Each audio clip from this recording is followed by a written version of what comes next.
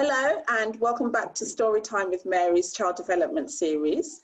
Today we are still continuing our conversation with Baba Darzi, who is a clinical psychologist from Hearts and Minds Aloud. Hi Baba, how are you? Hi Mary, I'm well and I'm excited to join you this morning. Fantastic. And did you get enough sleep last night, Baba? I think that I did. I feel quite rested this morning, so that's a good sign. How about you, Mary? So, because today we are talking about rest and the importance of rest. And I'll tell you a little story. So before I had kids, my favorite pastime was sleeping.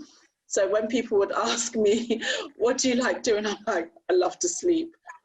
Now that is a thing of the past. So we want to talk about rest and how important rest is for our lives and our bodies. Baba, how important is it for a child to get enough rest? Oh, we can't overemphasize the importance of rest for children and adults.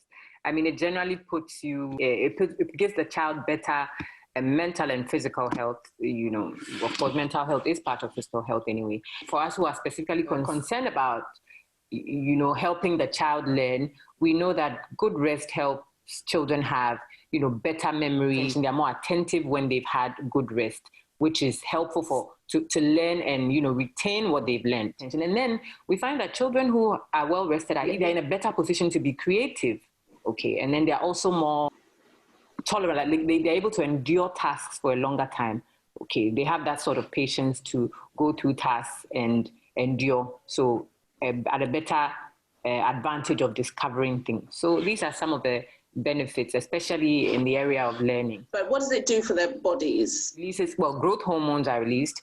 It also restores energy to the body. And we have something called the REM sleep, the REM sleep, which is where energy is restored. So this supports, the sort of energy it gives supports daytime activity. So basically the energy that they operate on during the day is a resource they pick up from when they are well rested at night. And as much as we love children sleeping, how about us as parents and as carers of young children? How important is rest for us? It's equally important. I mean, basically, we know that sleep is important for the human body. You know, in short, parents and adults are alert, or they have increased alertness when they are, you know, well rested, better focus, and they're able to concentrate better. And it puts them in a better mood also. Sleep deprivation for some mothers, I mean, it's an indication of maternal depression, or you know, it precipitates or the predisposing factor for maternal depression. So for parents also puts them in, it gives them better mental health, puts them in a better mood, of course. And then of course there's less anxiety. Okay, so you are not on edge all the time. You feel like you are in control a lot more. So yes, there's a lot of balance there. So sleep, I mean, the value of it cannot be overemphasized for children or adults.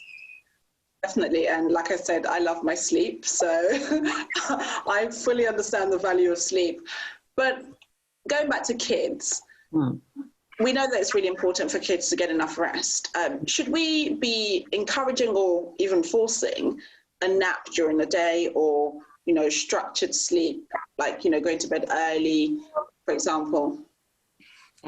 Well, I believe that structure for children is really important with everything else, not just with sleep. So with, I mean, it's great when you realize that when you put children on a schedule, it helps the children, you know, developing some structure helps them generally. They know what to expect, and then they are able to get into character, to use the term loosely. But also for you, you're able to manage your time better, and then, you know, you're able to give your optimum care to the children. So structure, I would, you know, structure is what you would choose any day over, you know, unstructured naps or anything else. If you know what time you let your children sleep and when they should wake up, you know when, you know, if, when, and how long they should have a nap during the day.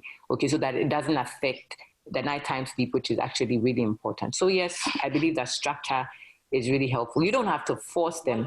The beautiful thing about structure is that when you build it, eventually they will ease their way into that schedule. So you don't seem like the bad mom trying to insist that they sleep, or, you know, they get punished or something like that. Of course. And recently, not actually recently, what we do in our house is we read a bedtime story, and it's really important. Reading to us is so important.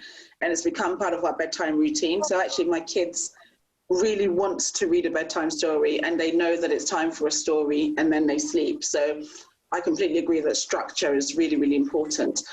But obviously, last week we spoke about children going back to school. We're really excited and apprehensive about it.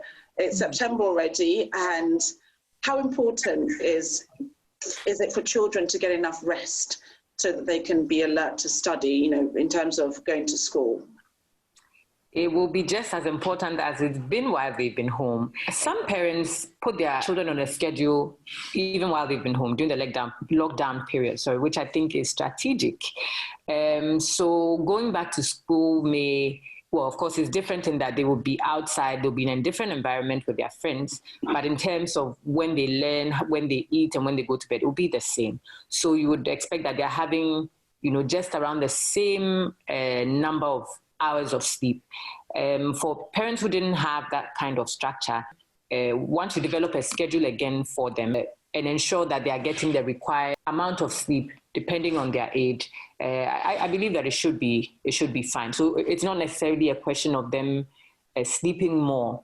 It's a question of them having structured sleep times and also having quality sleep. So I think that this is also worth mentioning. It's not so much that the number of hours they spend in bed as the time they spend sleeping and the quality of sleep that they have. So I guess that's what parents should be focusing on more. Yeah, and does that sleep, that amount of sleep, does it help them to soak in more information when they're in school? Does it help them to learn more? Does it support with their learning? Absolutely, because we've mentioned, remember that some of the benefits that we mentioned were around being attentive, having better memory. So absolutely, alertness is key. You know, they are in a better position to receive the information that's coming to them and then commit it to memory. Okay, and then of course we have processing and retrieval and all that. But a whole lot goes on. Okay, there is an entire cycle that alternates. Once they've gone through that cycle, they are put in a better position to listen better, remember better, move better, you know, play better and all that. So yes, it does enhance learning in every way, I would say. Thank you, Barbara. No, that's absolutely fantastic, and that makes so much sense. You need enough rest to be alert, to be able to soak in all the information that's around you. So I think that it's really important that children get the rest that they need, especially now that they've been at home for so many months and have to go back to school. It's going to be a real struggle, and they need all the rest. Barbara, thank you so much for today. It's been fantastic. It's always great catching up with you. Please let us know how we can get in touch with you for further information. You could always get in touch with me on heartsandmindsaloud@gmail.com. I'm happy to continue the conversation about sleep and any other aspects of child and adult mental health. On Instagram and Facebook, you also find me at Hearts and Minds Aloud. Fantastic.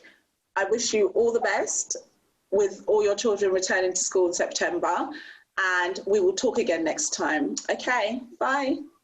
Take care, Mary.